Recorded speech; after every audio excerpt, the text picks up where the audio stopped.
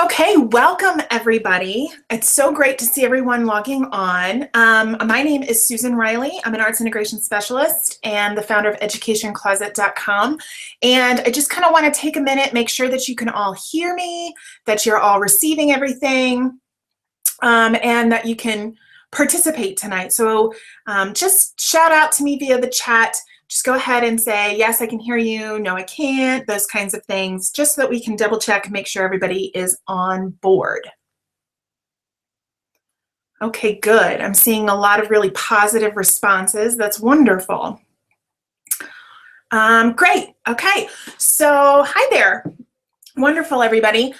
All right, so now that we're getting started, I just kind of want to say thank you for taking some time this evening to join me for this hour. It will be a very fast-paced hour as we kind of go through the 6 keys to arts integration success. So excited for this. And some of you who are joining us are actually not familiar with my organization, Education Closet. So I just kind of want to give you a little background about me, so that you understand, you know who this lady is and why she's kind of talking to us about arts integration. So I'm the founder and CEO of educationcloset.com, and we specialize in professional development solely for arts integration and STEAM efforts.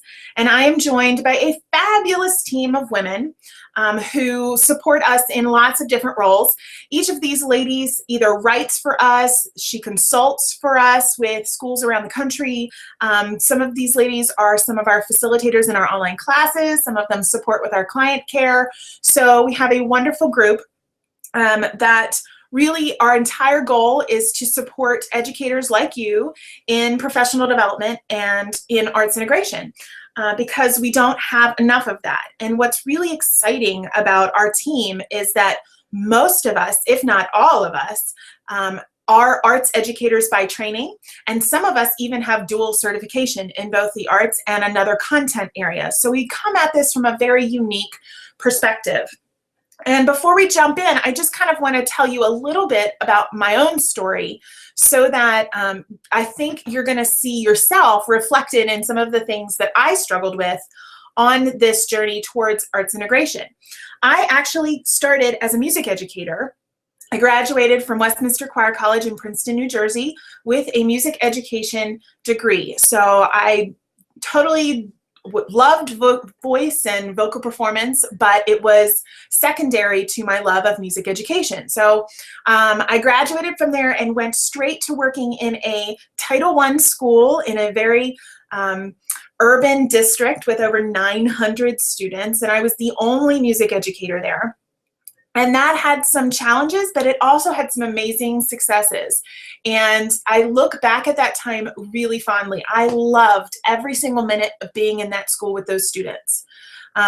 After that experience, though, I moved to a completely different school environment, and that was done on purpose, not because I wanted to leave Title I, but because I really wanted a very different experience for myself to grow as an educator. I went to a small neighborhood school, very affluent. I think we had about 360 students at the time. And I still taught music ed, but it was a very different experience, and I loved that too. But around year 5, I hit that 5-year itch that most educators run into at some point in their career, where they either, it's fight or flight. And I was also in the middle of my master's degree at the time and had decided that I really wanted to focus on this arts integration thing. And I was going to really kind of delve deeply into that, and that was going to be my culminating project as an administrative candidate. And what I found introducing this arts integration initiative to our school, which was affluent, and they already had great test scores, and so everybody kind of looked at me like, you're crazy. But what happened was that the students who were in the middle, instead of being left behind, they really rose up, and our students at the top continued to stretch. So all of our students moved up, which I think is something that is very typical of arts integration, in that it helps level the playing field for everybody so that everybody moves upwards. So often in education right now, if we focus solely on reading or solely on math or solely on STEM, the kids that are in the middle and even our high achievers what happens is that they start to move down, and the only students who are moving up are our students where we put the most resources. So what was great about the arts integration approach in that school was that we found everybody was able to rise. At that point, I was fortunate enough to receive an offer to become the arts integration specialist for one of the large school districts in the state of Maryland. It was the first of its kind, and I moved to, dreaded central office. And so instead of working with classroom teachers and arts educators and administrators, now I was working with administrators, coordinators of programs, and 5 pilot arts integration schools. So a little bit of a different audience that I was trying to work with. But what was interesting to me was that the same challenges and the same successes that we have at the school level were replicated in the central office level. And so what that told me was that the process behind arts integration is the same no matter where you go. So while every school is different and every school needs to make this their own, there are some things that are the same that we can leverage to accelerate the process. So taking those experiences, I then moved to this online resource of Education Closet because I found that there were limited resources for active professional development in arts integration and STEAM. So our whole goal is to support that for everybody out there, for classroom teachers, for arts educators, for administrators, for teaching artists, and really provide them with that resource. So that's a little bit of background about me and why I'm coming to you tonight, because I really want to share with you these 6 keys to arts integration that I have been fortunate enough to kind of find and work through multiple times now. Because now, in addition to doing the online resource, I consult with schools all around the world on their arts integration efforts. And again, what we found is that these 6 keys really are the footings that help you to accelerate your movement in arts integration. So I want you to get ready for a really powerhouse night. I'm going to be asking some questions. This is interactive, so feel free to jump in, ask questions, answer anything that I'm throwing out there at you, because I really want to know where you are in this process and how I can help you with this. So to get started, these 6 keys of arts integration, I just kind of want to lay them out for you. We have to have a vision.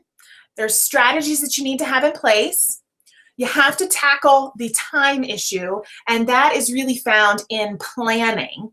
And then we move to understanding how assessment works. And once you get those 4 really solid, we start to really take a hard look at how to build sustainable partnerships and how to support this effort ongoing through professional development. So, first question is already here for tonight. What is your biggest concern about the arts integration approach? I really want to know what you're thinking and where you're at right now. So if you could go ahead in the chat box and just kind of plug some of those in, I would love to see what your answer is to this one. What's your biggest concern about arts integration right now with where you are?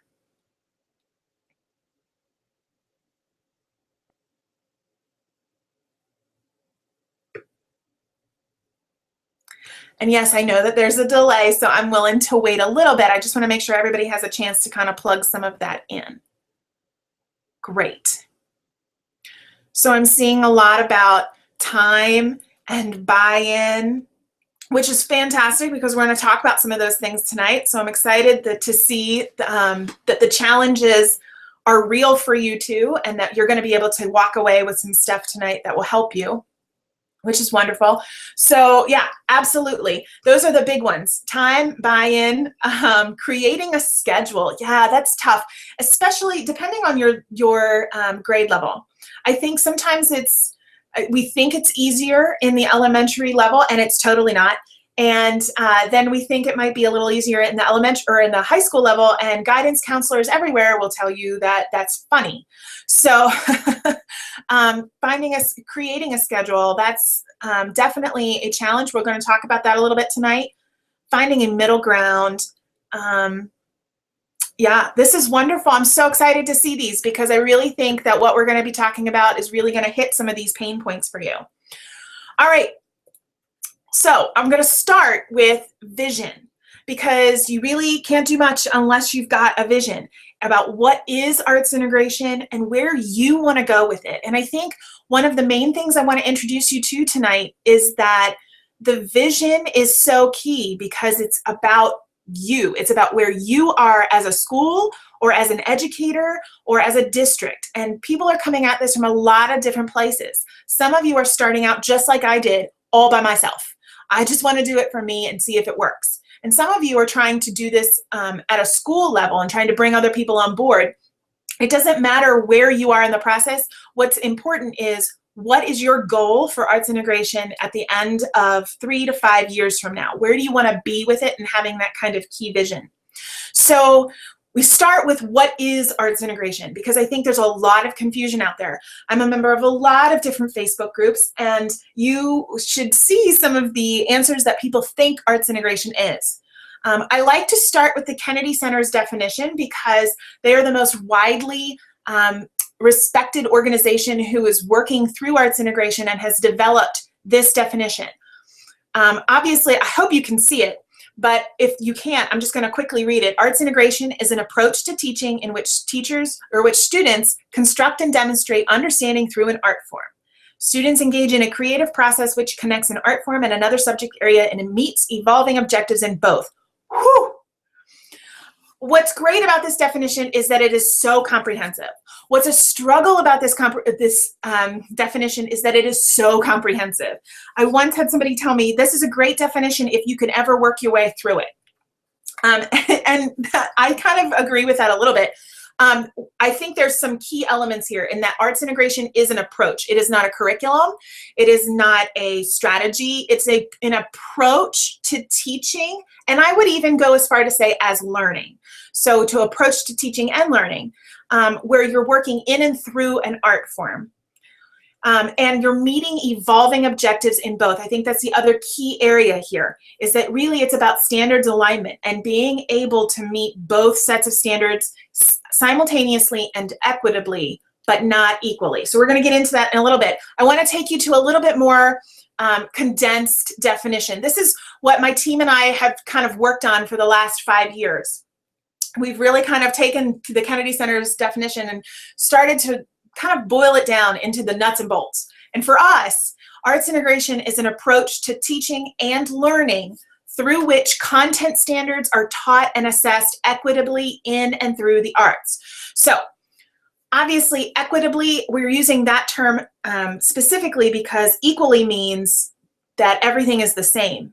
Well, when you're pairing two sets of standards from two different disciplines, not everything is going to be measured the same. Not everything's going to be taught the same. But instead, you're going to be teaching it to that particular standard. So that's why we use the term equitably. And we really do believe that it is teaching and learning, that it is a cycle together, and that if you're using arts integration well as a teacher, you're also an active learner in that process.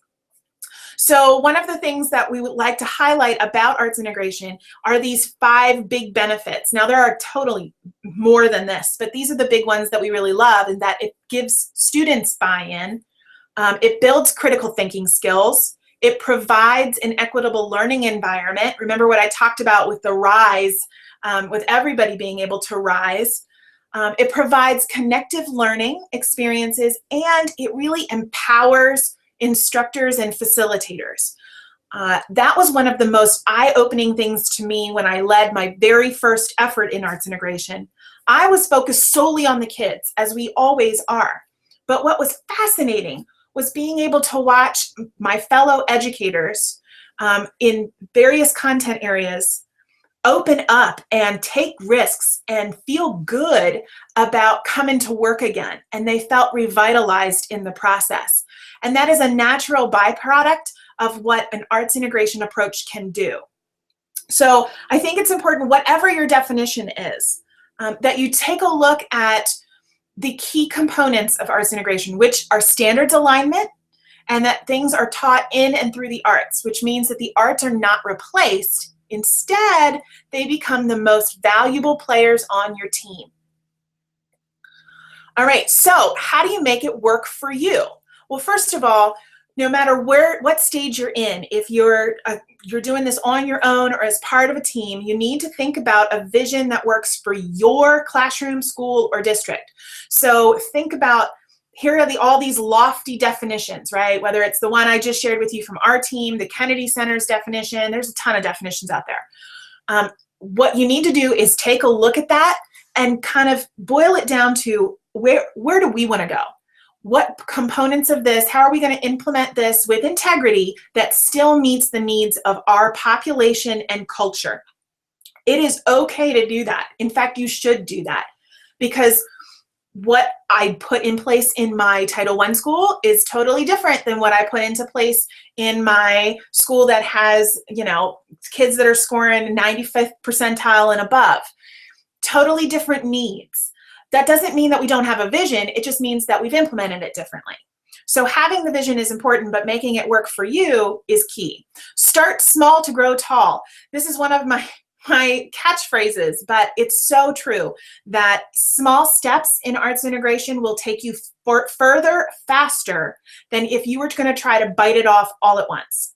So please take your time, take baby steps. So that means try one lesson in a quarter, or give yourself a goal to do 2 lessons in a year, or set yourself a goal that you're going to go look at an arts integration classroom somewhere else outside of your classroom or outside of your district on a field trip, and think about what that means for you, and then be able to take some of what you learned and implement it in your classroom. Small steps lead to a really big snowball effect later on. And then number 3 is back map the systems and the supports that are needed. So once you have the vision for where you want to be, then back map the systems that you need to have in place in order to arrive there. Do you need intensive professional development? Do you need a series of teaching artists in place? Do you need more collaborative planning time? Back map the systems that are going to support that vision. And then once you have the systems, think about, okay, what are the footings? What are the supports? They're going to be able to lift up those systems. Are they fiscal resources? Are they human resources? Do you need to go out, and then specifically, what fiscal resources do you need?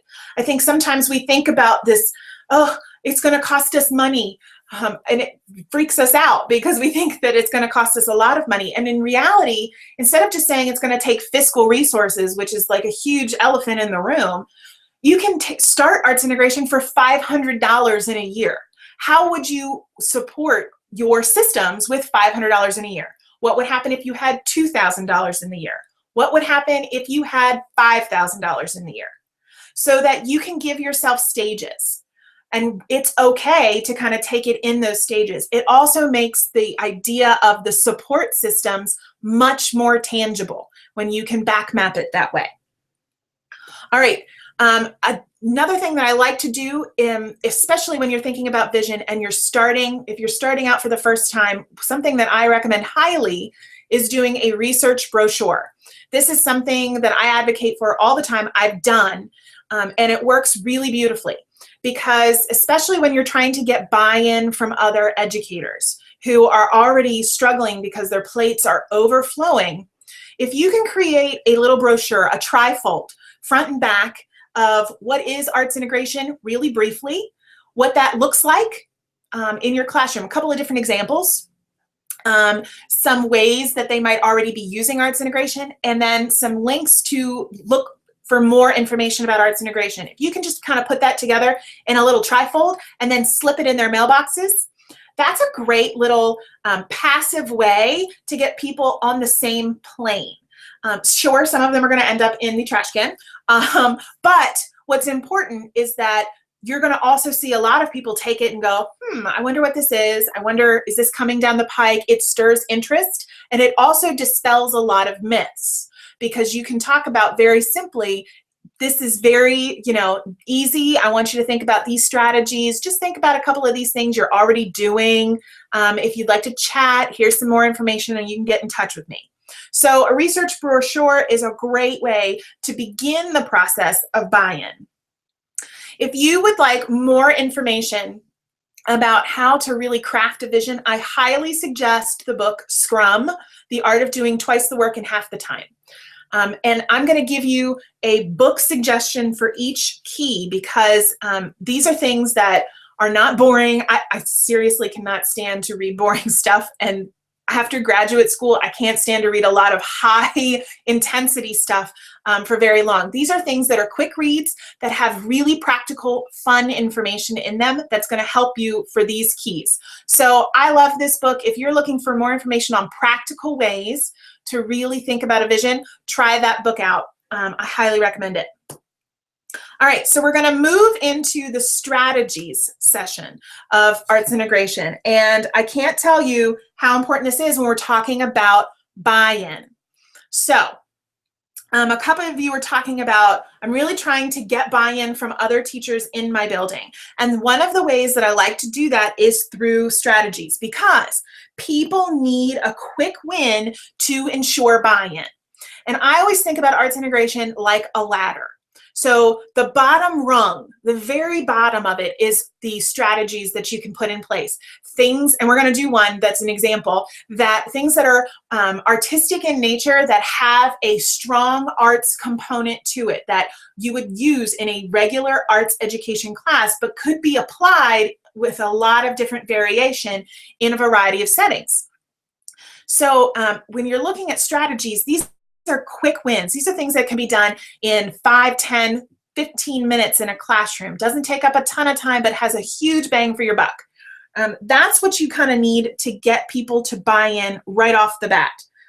People need a quick win. They don't want to be overwhelmed with, oh, an arts integration lesson, I got to do all this stuff. It's a huge unit. It's a ton of planning. No, start with strategies. Remember, start small to grow tall. Start with the strategies piece. They are a necessary first step, but it's important to note they are not integration itself. It is the beginning step. After that, then we start to align the standards. We look at implementing the lesson. We look at our assessments, and we think about extensions. So what's nice about that is that all arts have a common framework to work from.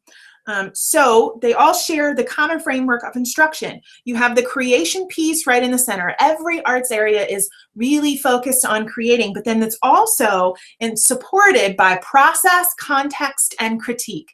And I want you to think about that from a classroom teacher's perspective for just a minute, because what we're asking our students to do in math or in writing or in reading or in science or in social studies, all of that is centered around process, context, and critique as well. And if they're doing really well, we're hoping that they get to creating. In an arts integration approach, this all happens naturally. And it happens through the strategies. It gets them started in that approach. So I want to give you an example of that. In this particular portrait, this was done by Chuck Close. It's his work called Fanny. I want you to look at it for just a second. And one of the strategies I use is called headlines. It was made famous by Ernest Hemingway. And the idea is that you create a captivating headline about whatever your subject matter is in 6 words. It has to be 6. It can't be 5. It can't be 7. It has to be 6. So I want you to look at this print for a moment, think about it, and type in the chat box if you'd like. Otherwise, just write it down. A 6-word phrase that could be a headline to capture what this image is saying to you. Go ahead, take a minute. Let's see what we come up with.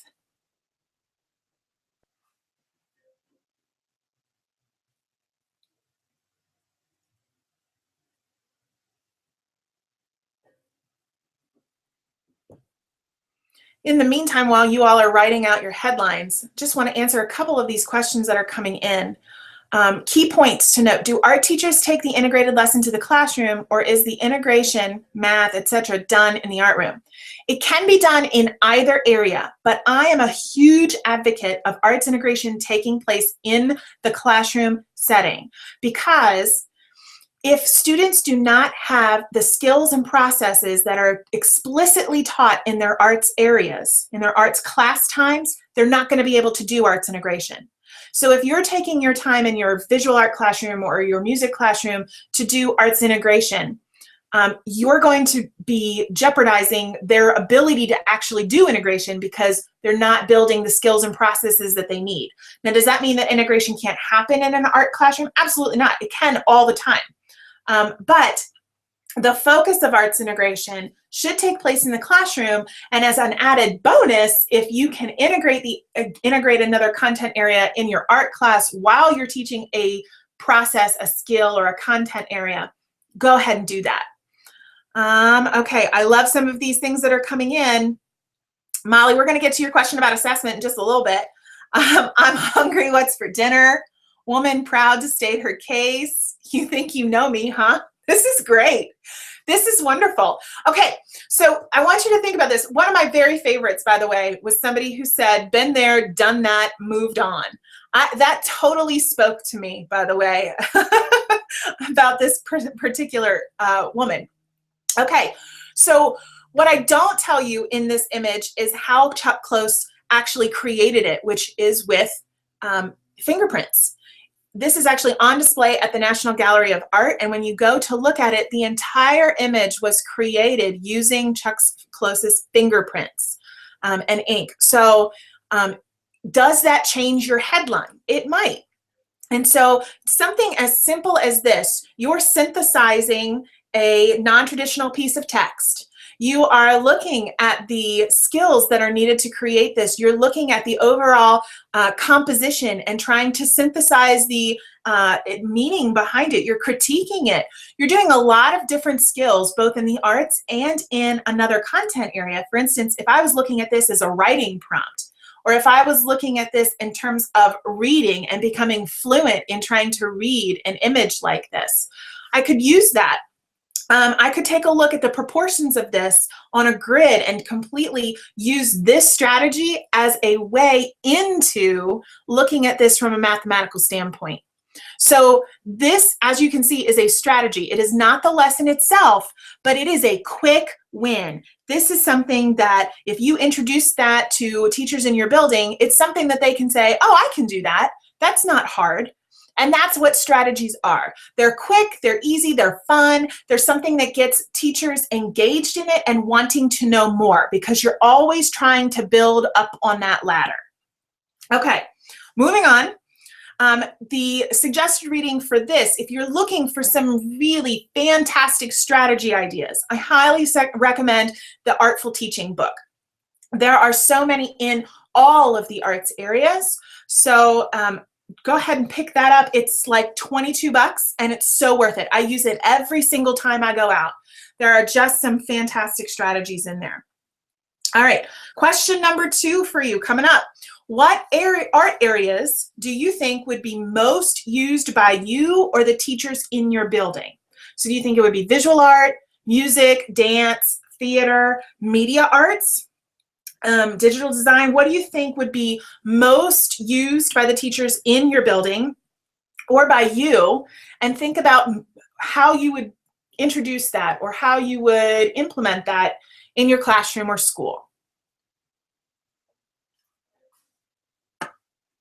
I would love, by the way, to see some of those, just to kind of see where we are. Yeah, great book. It is a great book. I love it. Just to kind of see where everybody is. I have a guess as to where everybody's going to be, but I'd love to see if I'm right about my guess. And I'm not telling you what my guess is yet.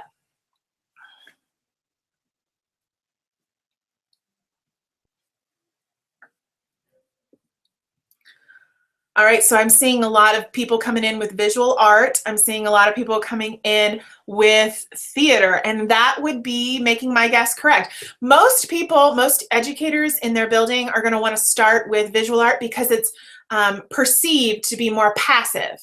It's less risk than exposing yourself through music or dance, and I don't mean that in a really bad way. I mean that in terms of people who are nervous about singing or nervous about moving their bodies close up and they don't want to use that strategy. So just be aware of that most people are going to want to start with visual art or theater and kind of allow them to use what they're comfortable with first. All right, Next key, planning. We're about halfway through, and we're about halfway through our time tonight. So I know that this is very quick paced, but I hope that you're taking vigorous notes as we move in to one of the bigger areas, which is the planning piece. So when we're talking about collaborative planning, first of all, collaborative planning is essential in order to save you time. And if you are an administrator joining us or somebody who is looking at a schedule and trying to figure out how to manipulate the schedule, this is really key to understand, because most people think that collaborative planning time is one of those luxury pieces. And really, when we're talking about arts integration, collaborative planning is essential because it will save you time both in the implementation and in your actual individual planning sessions. So I want you to keep that in mind as we're talking about this. So first of all, it should be built into the time throughout the school day. Now, that can look a lot of different ways. It could look like into the actual master schedule during the day or during the week. One of the ways that I've seen really effectively done is to have planning time scheduled 2 to 3 times per year to start. So designating a day in January and designating a day in April where we have an Arts Integration Collaborative Planning Day. And essentially, one of the models that I really like is that if you have a group of teachers who have a planning time, let's say at 10 o'clock in the morning, you can give them an extra collaborative planning block at 9 o'clock with an arts educator, and have a substitute in both the arts class and in those grade level teams. Or you could have a guest come in, like the local library could come in and do a session on that day and do a rotating session for every grade or for every content area that wants to collaborate. And then you have a substitute for the arts educators that can come in and collaborate. And since you're only doing it 2 or 3 times a year, it's not a huge burden on your budgets. And it gives a great opportunity for people from your community to come in and kind of provide that extra piece that sometimes we're missing. Especially, you know what, we hate to say this at testing time, but you know our kids are fried after testing, and so are we. And so this is a great time that after the testing is done, have that group come in, and then that can be your collaborative planning time. So you have an extra block, so you're not losing your individual planning time. That's a great way to start. But ideally, if you can build in collaborative planning time where an arts educator can rotate throughout the various groups in the school who are trying to do arts integration and be there as a collaborator in the lesson design process, that is what you're really looking for. All right, in order for that to work, you have to have a clear goal in mind before you come to the planning table, which is where we say to try the matrices. So here are a couple of my matrices that I love. First of all, this is done in pre-planning, this one that you're looking at right here. And in this each teacher does individually. So your music teacher or your art teacher would fill this out on their own, and they would only fill in for the arts area piece. So maybe you all have decided as a team, you know what, the big idea that we're going to focus on right now is the Great Depression. We're going to put that in there. Both of you have the Great Depression written in. Okay, what skills, processes, and knowledge do our students already have surrounding this topic? If I'm an arts educator, what do my students know about that time period, about photographs, about artwork that was done in that era, the historical context, whatever? Put that in your arts area block. Don't touch the content area. If I'm a classroom teacher, I'm only going to fill in what I know about my content area in my content block, and I'm going to leave the arts area blank. Then I'm going to do the same thing for what skills, processes, and knowledge in this topic are a challenge to our students. Now, when you come to the collaborative planning, then you can compare your documents, look for similarities, and put them in at the bottom blocks, so that you're ready for the collaborative planning matrice. So in this is what you do together. So once you bring your pre-planning matrice, you come in and you have this matrice that you're working through. What do we want our students to learn about the topic? How do we know that they have learned? What do we do if they haven't learned? And what are we doing to extend learning for those students who already have this knowledge? So you, again, fill in each individual area for yourself and then look for similarities. What this does is help you then to create a curriculum map, which maps out standards that are going to be aligned for your areas that meet what you're trying to do with your big idea, and helps you fill in your lesson seat. So one of these curriculum maps looks like this, and I'm just putting this up as an example. But what I hope that you'll be able to see, a couple of things. The top one is the actual map.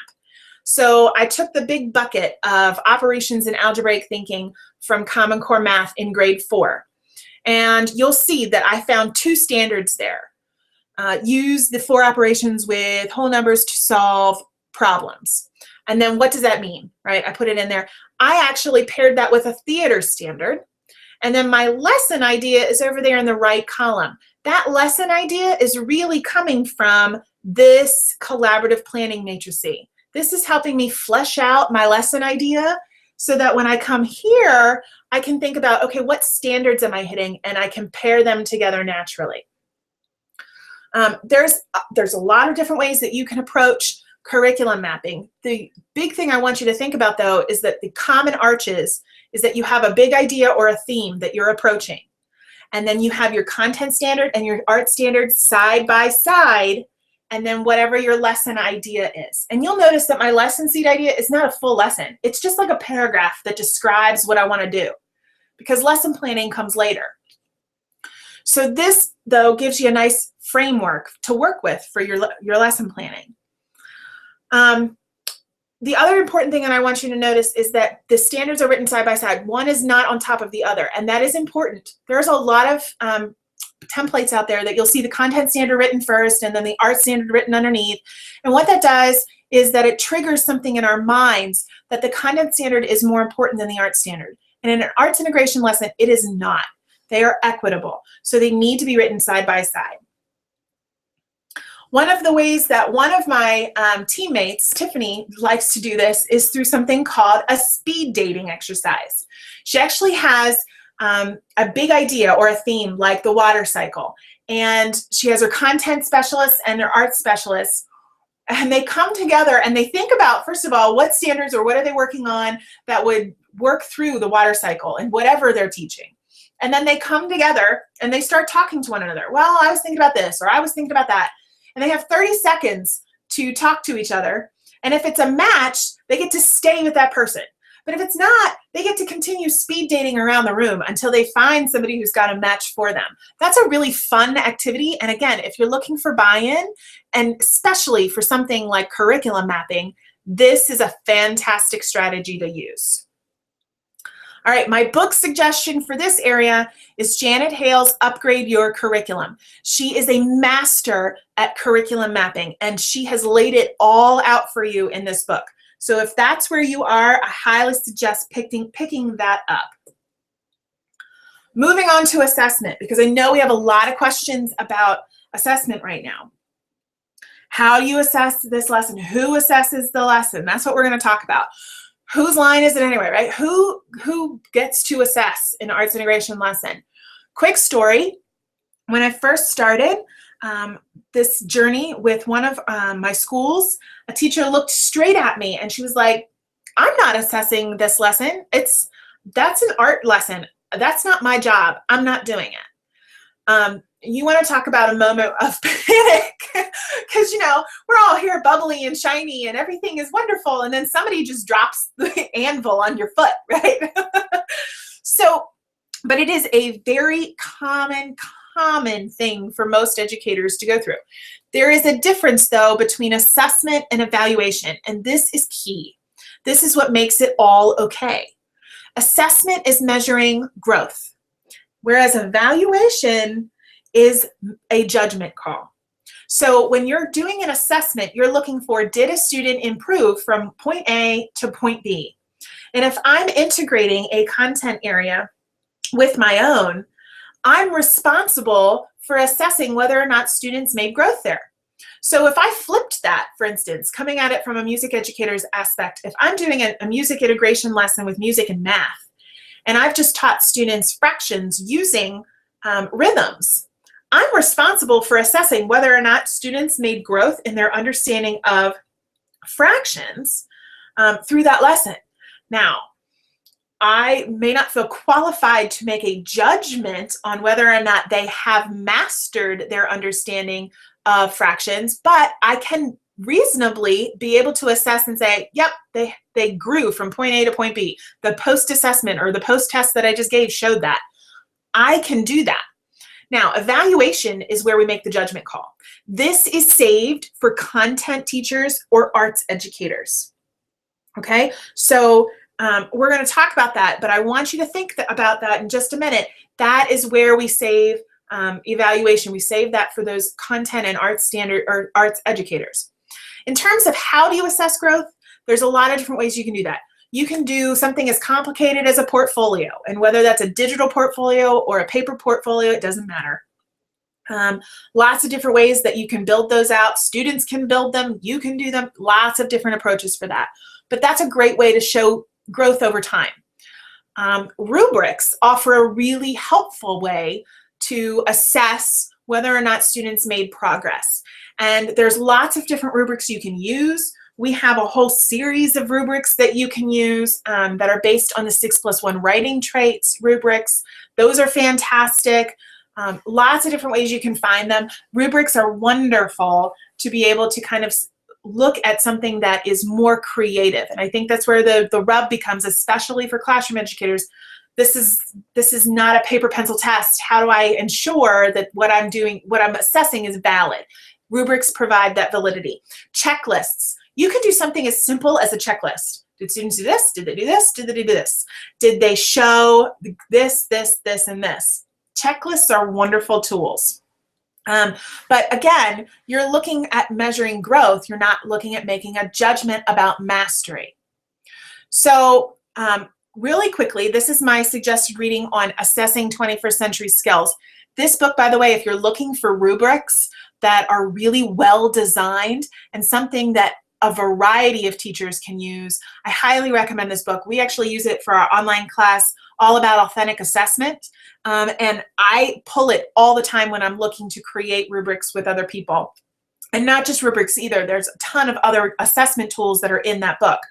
I want to go back really quickly to just refine that statement a little bit about the evaluation piece, because I think this is where people really start to have an aha moment. Let's go back to that example that I did of teaching fractions through a rhythm lesson in my music class. I can look at a student and assess whether or not they made growth, but I can't make the judgment call on whether or not they have mastered that content. That is for the classroom teacher to decide. That classroom teacher cannot make the judgment call on whether or not students have mastered the rhythmic section that I wanted to take a look at. That's my job as a music educator. That's what is saved for us, the evaluation tools. Assessing, however, can be done from both sides. So when we're talking about arts integration, we're talking about assessment, not evaluation. All right, question number 3. How do you currently use assessment, not evaluation, in your teaching practice? Go ahead, and I'd love to hear some of these responses because I think it's so helpful. Yes, somebody just suggested, Diane suggested that we have kids help to design the rubrics too. Yes, have them help design it, have them look at it on their own, peer review it, engage in that process together. Get them involved in that. That's important for them to take ownership of it.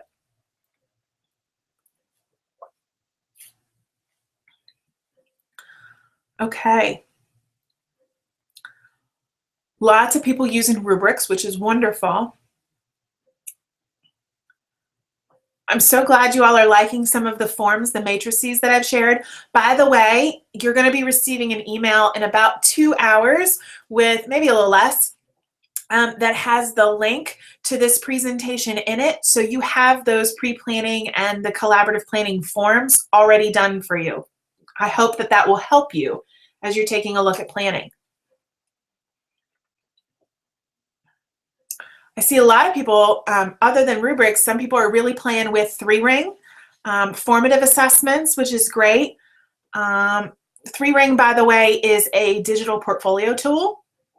So if you haven't tried that out, that's great. And it also has student access, so students can add to their own portfolios. Okay. Moving into partnerships. So you have to have partnerships in order to sustain arts integration. And you need to start thinking about partnerships differently, because partnerships can be between teachers. They can be teachers who on the side do something that's really wonderful and creative, and or they're, I don't know, a knitter. They knit these beautiful things. They might come in and do a whole knitting unit on how to connect that with math. There's a whole way you can do that. But teachers can partner together. There's partnerships between community organizations, businesses, and parents, and the school or the effort that you're trying to do. Teaching artists as partners are critical. And by the way, a teaching artist is not just extra planning time. So many times I see teaching artists who go in and they do this fabulous lesson, wonderful arts integration lesson, and neither the arts teacher or the classroom teacher are in the room to look at it. They're not an active participant. It's like the teaching artist took over for the classroom and the classroom teacher went and did some copying or paperwork, or the arts educator went and kind of took a minute to go and organize other things. And I understand the wonderful temptation of having somebody else in our room that we can have a breath for a minute. But a teaching artist is not planning time. They are collaborators. They are partners with you in moving your efforts forward. You can learn so much from a teaching artist. So think about that. The other thing about, and utilize your parents, by the way. Parents are fantastic. Lots of them have a ton of experiences that they could bring in and share if they were asked. So go ahead and utilize your parents. Some of them may be teachers even, and can again partner with you in that respect. That is a wonderful tool to use, and I don't think we tap into our parents enough, especially when it comes to arts integration efforts. I like the idea, though, about thinking about relationships as value and service. So when you're thinking about partnerships, it's not just about going and getting money. It's not just about grants or going to the PTA and asking for a bucket of money to be able to pay for the iPads that you want to use. It's not about going to your district and saying, we want to start an arts integration effort, we're going to need $1,000 to get started. Instead, think about the partnership as a relationship. What will you get out of it, and what will they get out of it? How can you help each other and provide value to both sides? And I like this image. I don't know if any of you know what this is, but this is obviously a shark. And then there are all these other little fish around it that you would think that the shark would eat, but they don't, because they're called pilot fish. And the pilot fish actually clean the shark's teeth. They keep them from hurting and falling out and all of the other things that would be detrimental to the shark. So the shark allows them to keep around him. And the pilot fish get value out of the shark because the shark protects them from other predators. So if you're thinking about partnerships, I want you to always be thinking about, okay, yes, we have to have partnerships for sustainability, because once the grant ends, what do? How do we find the money?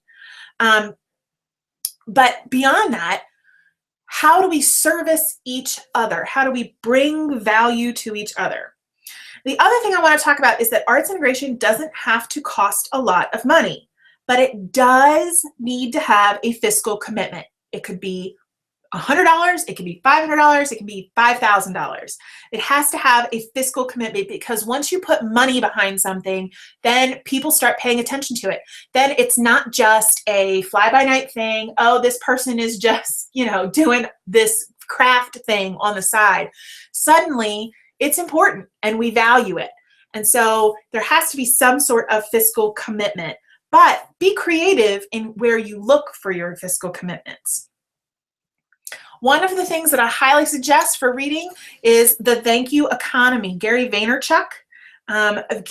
It's a very interesting last name, and I will say that he is a bit how do I say this? He uses a bit of strong language, but what he talks about in terms of how we build value and serve each other is so important that I can kind of put aside the language a little bit by looking at really what the core is that he's talking about.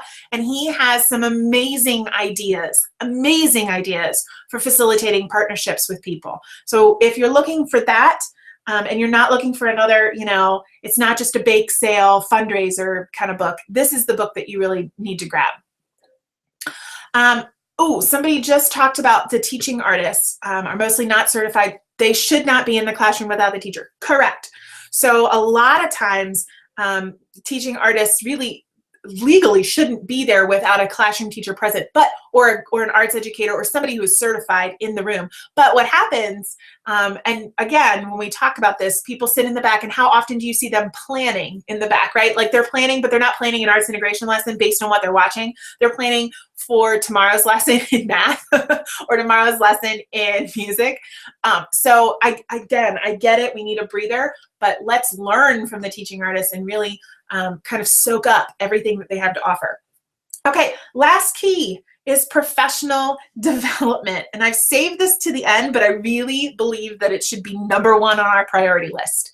It is the thing that allows us to either just take arts integration and go to the next level, or to kind of slow down and just have it bomb. So if you really are serious about arts integration, you need professional development, whether that's for yourself, or whether if you're in a part of school or a district who is moving in this direction, you have to invest in professional development. And it doesn't have to be a huge commitment. Think about this. We just talked about supporting arts integration fiscally, and that you don't need a ton of money. There are a lot of resources for free. In fact, 80% of what we do on Ed Closet is free resources for educators for arts integration and STEAM, because we know that money is tight. So, and we want people to be able to have really valuable tools for them. So there's a lot of ways that you can get professional development without paying a lot, but you do have to pay something. Whether it's time, or whether it's money, or whether it's collaboration with each other and taking time away from individual planning, there's got to be something that's invested in professional development. So the other thing that I want to talk about with professional development is that there needs to be lots of different kinds of professional development going on for arts integration to work. You need classroom only or classroom specific PD, where the arts educators are not required to be there, because you're really focusing on the classroom teachers and what their needs are. And then the arts educators actually need professional development just on their arts area. So they're not sitting in another professional development about Common Core or about how we're going to be assessing these things. Instead, they're having valuable professional development to build their own skills and processes in teaching the arts for art's sake. Then we need to have joint professional development. And this is where we can really begin to thrive, because we can start to look at, okay, I learned about this and you learned about this, and how can we integrate that together and take what we learned and develop something new and exciting and innovative. So you need to have the joint time as well, but you can't have the joint time if you don't have the individual time to prepare for that. And then multi-program. So when you're talking about, I've got 5 pilot schools, or I'm doing arts integration in my classroom and this teacher over here is doing it in their classroom, we're going to get together and have some PD together to work through arts integration together collaboratively. And with all of these, we need to schedule them with intention. We have to be very specific to be looking for throughout the year opportunities for each of these 4 areas to happen for professional development. I know that that was a short segment, but I also know that we are getting close to the end of our time, and I want to value your time and make sure that you're not here beyond that hour mark.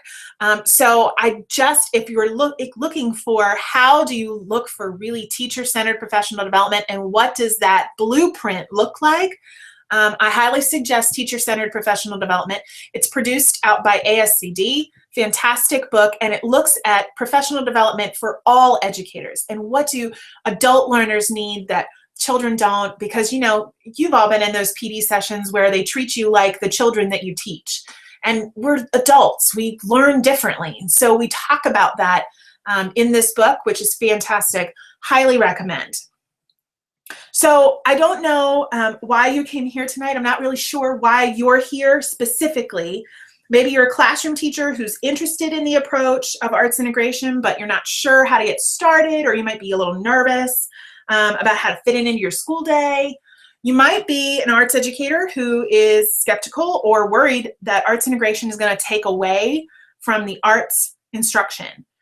Or you might be a leader who's heard about the results for student achievement with arts integration, and you want to go there, but you're not sure about letting go of the more traditional math and reading centered approach. You kind of want to add this on instead of embed it. Whatever your reasons for attending tonight, I really hope that you have been able to walk away empowered with some new insights and practical tools that you can use tomorrow morning, whether that's the planning documents, whether those are the books that I provided, something. I hope that you can walk away with something that you can use tomorrow. If you did find this training helpful in any way, I just want to share with you very briefly a way that you can go deeper into the tools of these 6 keys that we talked about tonight, because really, I have just scratched the surface with these things. These are just kind of little snippets that I can fit into this hour-long training. We've designed the Arts Integration Design Lab course to help educators like you stop wasting your valuable time and provide you with the clear process that's going to accelerate those arts integration efforts. Because here's what I see time and time again, and I get so frustrated because the process is there, and schools everywhere, teachers everywhere are trying to piecemeal this together, and they're taking the long road, and it's taking them so much time and effort and energy, and it's, how do I get this all done? There is a process that is very clear, and it works. And I really want people to be able to use something that works and that they can then just go and fly, rather than taking years of time and effort and getting frustrated. So just really quickly, so I can tell you about this, the course is totally online and self-paced, because I also don't think people should be bogged down with time limits. You don't have to complete it in 6 weeks. You don't have to complete it in 2 weeks or 5 months. It's whenever it works for you. And it's totally self-paced, so you have lots of flexibility with it. And then there are 6 lessons, so you can kind of see what this looks like inside. There's 6 lessons that address each of the 6 keys we talked about tonight, and each lesson has 3 to 5 videos that go into depth. So like this lesson here, this is lesson 1. You'll see that there's the big video up front, but then there's 4 additional smaller videos. Each of these are literally 10 to 15 minutes a piece. So you can watch one and then go do laundry, or watch another one, you know, in 15 minutes that you have a breath, and then go and do something else that you need to do. Because it's hard to sit for a full hour to just kind of ingest everything. You also get the Design Lab playbook that has 70 pages. I mean, lots of strategies and resources and tools and websites that I've picked out over the years. These are the top things that I use all the time, because there's a lot of stuff, I hate to say this, there's a lot of stuff on the internet that's just bad. I mean, it's low level, it's bad. And teachers, when you're working through this the first time and you're really looking for stuff, you're just compiling things. You don't know what's really working. And so what I did was take the stuff that I know that works, and that works every single time, and just threw it into this playbook so that you have extra footings and all that stuff. And I even threw in my book, The Shake the Sketch, which is based all on these 6 keys, and walks you through the process, and our curriculum maps for K to 5 in both math and reading. So if you're looking to get started, these, like, you can run with them and build off of them so much quicker than if you were trying to do it all by yourself. So that's all embedded in there, because I'm telling you, I don't want you to waste your time. And I really want you to maximize what you've got in those efforts and just move forward. So remember that I talked about in key footing number 6, that PD part. This is a great way to support that pillar, because you can use it for yourself. You can use it during collaborative planning meetings. You can use it as part of a district or a school-wide planning meeting. There's lots of different ways that you can participate. You can have an individual user membership for yourself. You could get graduate credits for it. We have the option available for you to get 3 graduate credits through Adams State University. Or we have a school license, so your school can pay for it with a PO. There's lots of different payment options. We have 2 different payment options so that you can break it out into different, you don't have to pay it all at once. You can do it, you can spread it out over a couple of months.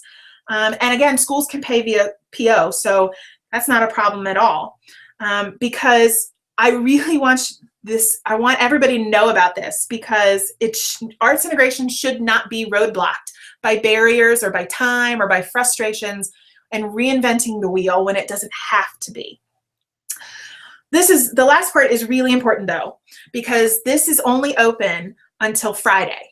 It closes on Friday at 11:59 p.m. Eastern Standard Time. So the reason that I do this is because I want to ensure your success in this, and as such, I commit to personally connecting with every single person and school who is in the design lab and supporting their individual efforts.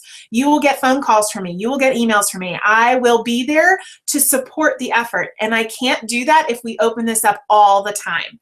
I really want to be able to touch base with people and get them to give them the support that they need. So you get to have access to me whenever you need, and you have access to the entire training module for life. So once you've got it, you've got it. You can go back to it, watch it whenever you want. There's no time limit.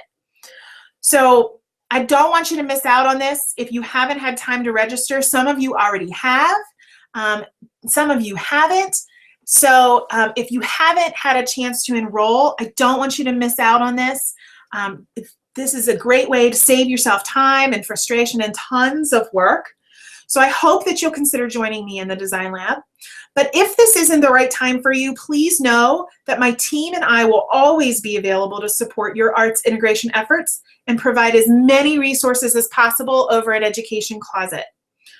At this point, I'm going to open the floor to questions. Feel free to ask me anything using the chat because our webinar time is over. But I am happy, I'm going to stay on the line for just a couple of minutes and answer any questions you might have. If you don't have any questions for me, you'll get an email within the next couple of hours with this presentation download so that you can have all of those matrices to use at any time. Thank you so much for joining me, everybody. Have a wonderful evening.